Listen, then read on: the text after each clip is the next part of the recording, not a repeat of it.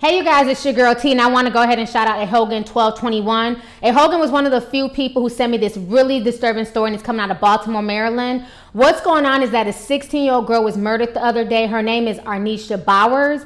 And what happened is that Arnisha's grandmother had dropped her off at a graduation party. So she was there with her friends having a good time. So after the party, she decided to walk home. And these two crazy guys behind me, they decided to follow this young girl because they knew that her grandmother supposedly had a lot of money. Her grandmother owned her own home. She had 2 cars. So they just knew they could go to her home and go rob her. So they followed the young girl home. She went upstairs and she went to bed, but she was awoken when she heard a loud noise. And when she went to go investigate, she was confronted by Donna Dixon and John Childs.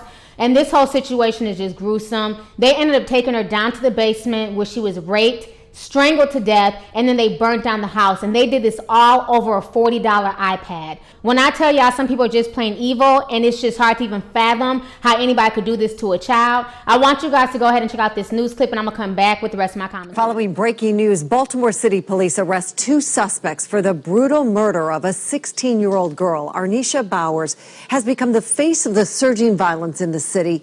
WJZ is live at City Police Headquarters. Megan McCorkle with more on the 2 men now in custody. Megan?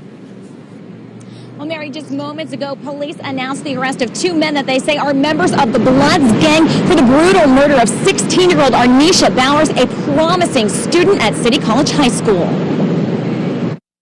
Donna Dixon and John Childs now behind bars for the brutal murder of 16-year-old Arnisha Bowers. The teen was found dead inside her grandmother's burning home. Nothing is more important than tracking down and jailing cowards who take the life of an innocent child. Nothing.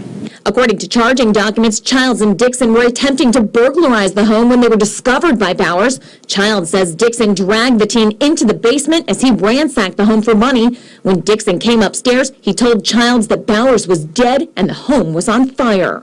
Investigators say Bowers was tied up, sexually assaulted, and strangled with an electric cord. Could you imagine leaving your child at home and 2 people come into their house, or her house, hell-bent on death and destruction? I can only imagine what the last moments of Arnisha's life was like. It had to have been pure hell. The teen's grandmother tells WJZ she is heartbroken at the loss. That was my best buddy in the whole wide world. And that was my saying I would say to her and give her a hug. And that's what she'd love to say. Give me a hug. Granny, give me a hug. Dixon and Childs both face multiple charges, including first-degree murder. And WJZ has learned that suspect John Childs was just released from prison in Baltimore County on a burglary charge just 5 days before the murder.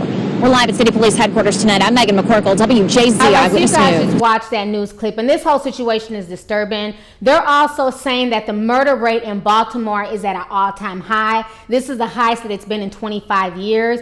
Just last month alone, they were saying that 42 people were killed in the city of Baltimore. So this is just insane to me that this was the same city where folks were protesting about that Black Lives Matter, and you know there was a big riot going on. I'm sure these 2 idiots, not the one that was in jail, but the one that was out free, I'm sure his dumb ass was down there as well, protesting and everything else. But yet and still, Black lives didn't matter when it came to this child. Black lives didn't matter when you chose to rape a 16-year-old child, kill her, and burn her up in her home over a $40 fucking iPad. I mean, this whole situation is just sick. We need to learn to love ourselves and see each other as brother and sisters before other people even take our plight seriously, because this whole situation to me is just sick. It's sad that this young girl who was doing nothing more than going home after a graduation party, not like she was out at a house party clubbing and everything else. She went to a graduation party, and to know that that was the last time any of her friends and classmates got to see her alive, you know, this is just really, really sad. And I feel so bad for her grandmother, you know, for her grandmother to come home to not only lose her grandchild, but she's also lost her home, her possessions, and everything else.